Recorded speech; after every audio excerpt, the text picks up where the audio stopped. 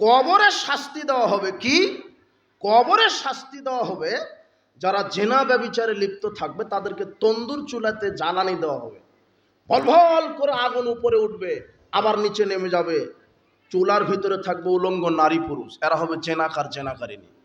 যুবক, তুমি যেটাকে প্রেম ভালোবাসা বোঝে 31 নাইটে বিশ্ব ভালোবাসা দিবসে তুমি যে দেহ ব্যবসা করেছ, তোমাদের জন্য কবরের শাস্তি আগুনের চুলাতে তোমাদেরকে জ্বালানো হবে। এটা হলো জেনার শাস্তি। আর পৃথিবীতে কয়েকটা পাপ আছে, যেই পাপ করলে একদিন না একদিন ভিক্ষুক হতে হবে। তার 1 নম্বর পাপ হলো জেনা ব্যভিচার। পৃথিবীতে কয়েকটা পাপ আছে, যেই পাপের সাথে জড়িত থাকলে একদিন না একদিন ভিক্ষুক হবেন। আপনি হোক অথবা আপনার এই পাপের প্রতিক্রিয়াতে আপনার বংশের কেউ হবে। পৃথিবীতে আশ্চর্য 3টা পাপ আছে, যেই 3টা পাপের সাথে লিপ্ত থাকলে কোনো না কোনো দিন ভিক্ষুক হবেন, আপনি নয় আপনার বংশের কেউ। এক, যে ব্যক্তি জেনা ব্যভিচারে লিপ্ত হবে সে কোনো না কোনো দিন ভিক্ষুক হবেই। 2, যে ব্যক্তি সুদী অর্থনীতির সাথে জড়িত থাকবে সে কোনো না কোনো দিন ভিক্ষুক হবেই। 3, যে ব্যক্তি পিতা মাতাকে কষ্ট দিবে সে কোনো না কোনো একদিন ভিক্ষুক হবেই। মুখস্থ করেন তো, ভিক্ষুক হওয়ার 3টা আমল। ভিক্ষুক হওয়ার 3টা আমল: 1, যে জেনা ব্যভিচারে লিপ্ত; 2, যে সুদী অর্থনীতিতে লিপ্ত; 3, যে পিতা মাতাকে কষ্ট দেয়। এই 3টা পাপ, 3টা আমলে ভিক্ষুক হতে হয়। আজকে তওবা করেন, আর কোনোদিন পরনারীর সাথে, কোনো মেয়ের সাথে প্রেমের গল্প বা জেনা ব্যভিচারের কাছে যাবেন না। আল্লাহ সুবহানাহু ওয়া তাআলা বলছেন, লা তাকরাবুজ জিনা, তোমরা জেনার নিকটে যাও না। ইন্নাহু কানা ফাহিশা ওয়া সা সাবিলা, জেনা হলো নিকৃষ্ট কাজ, নিকৃষ্ট পথ, এটা হলো অশ্লীলতা, বেহায়াপনা, এটা হারাম। মুহাম্মদ সাল্লাল্লাহু আলাইহি ওয়াসাল্লাম বলছেন, যেই ভূখণ্ডে 5টা পাপ হবে আল্লাহ 5টা বিপদ দিবেন।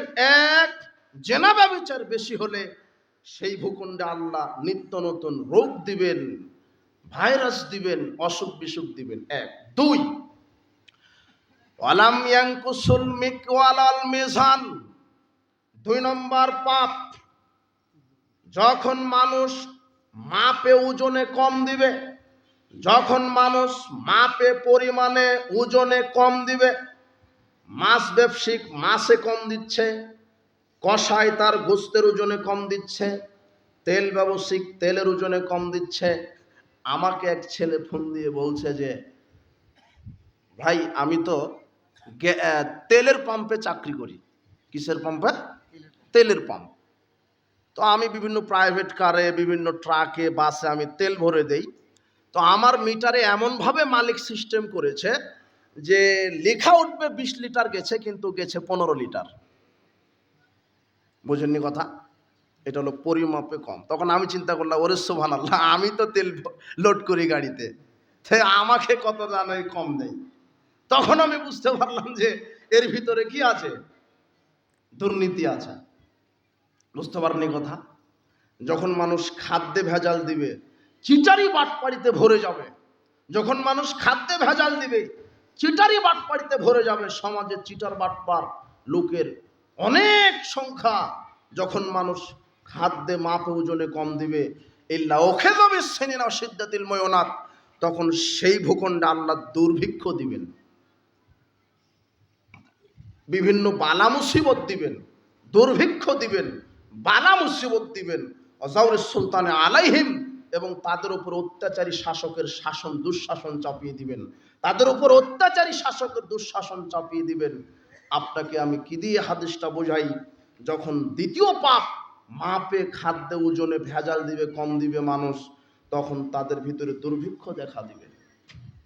মানুষ এখন ঋণ করে ঘি খায়। আপনি চিন্তা করছেন ও কি করে বাড়ি করলো, কি করে ঘর করলো, কি করে ব্যবসা করে, ও ঋণগ্রস্ত সব। বুঝতে পারেননি কথা?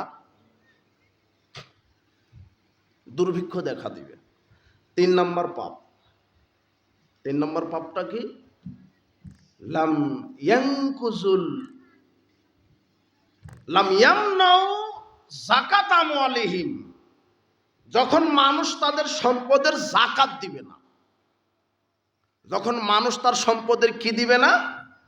যাকাত দিবে না।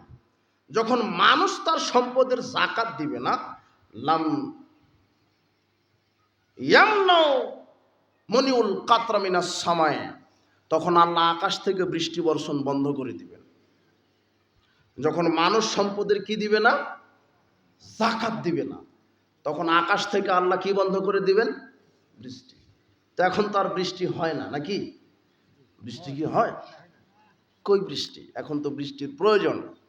মুহাম্মদ সাল্লাল্লাহু আলাইহি সাল্লাম বলছেন, যখন মানুষ ধনীরা তাদের সম্পদের যাকাত দিবে না, আল্লাহ আকাশ থেকে বৃষ্টি বর্ষণ বন্ধ করে দিবেন। যে দু একদিন বৃষ্টি হয়, মুহাম্মদ সাল্লাল্লাহু আলাইহি সাল্লাম বলছেন ওটা পশু প্রাণী আছে, গাছপালা আছে, এই জন্য আল্লাহ বৃষ্টি দেন। অথচ তোমাদের পাপের কারণে আল্লাহ তোমাদেরকে বৃষ্টি দিত না। পাপটা কি? যখন মানুষ সম্পদের যাকাত দিবে না, তখন সেই ভূখণ্ডে আল্লাহ বৃষ্টি দিবেন না। আল্লাহ সুবহানাহু ওয়া তাআলা যাকাত ভিত্তিক অর্থনীতিকে ফরজ করেছেন।